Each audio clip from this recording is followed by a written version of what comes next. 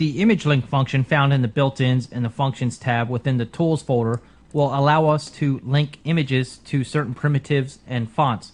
So to use this, we're going to set up a scene here, and we're going to grab some primitives and drag these down into the scene.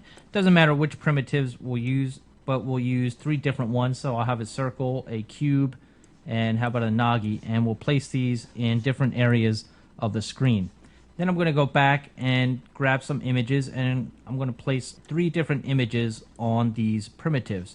Doesn't matter which images we'll use, we'll just use any of them for now. So I have my 3 primitives with 3 different images on it.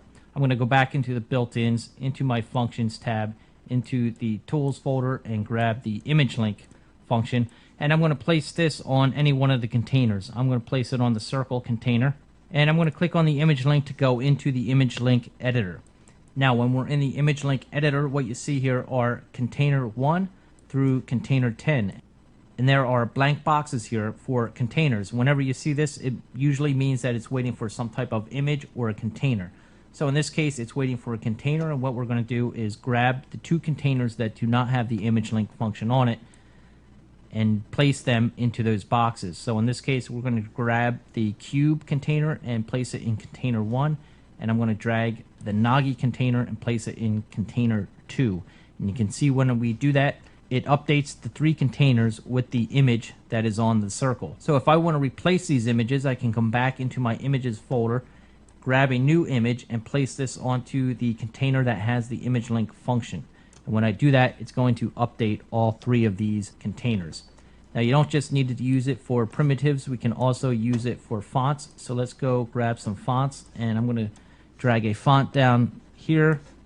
I'm just going to copy it 2 times so that we have 3 different fonts here, and we'll spread them out.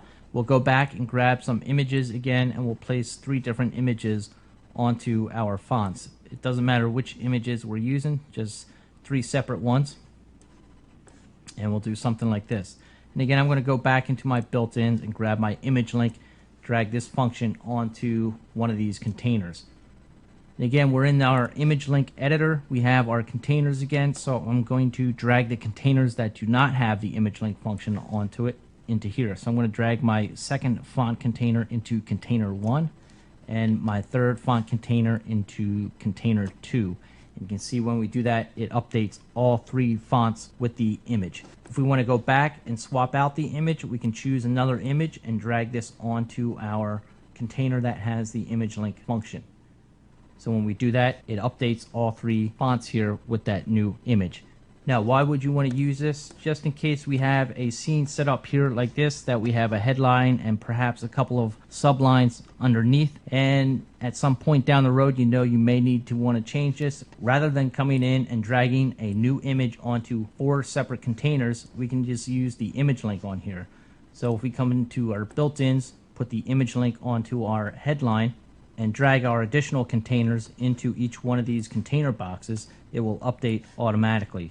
So now that when we want to swap out our image, we can just drag this down onto our topmost container that has the image link function, and it updates each one of these containers.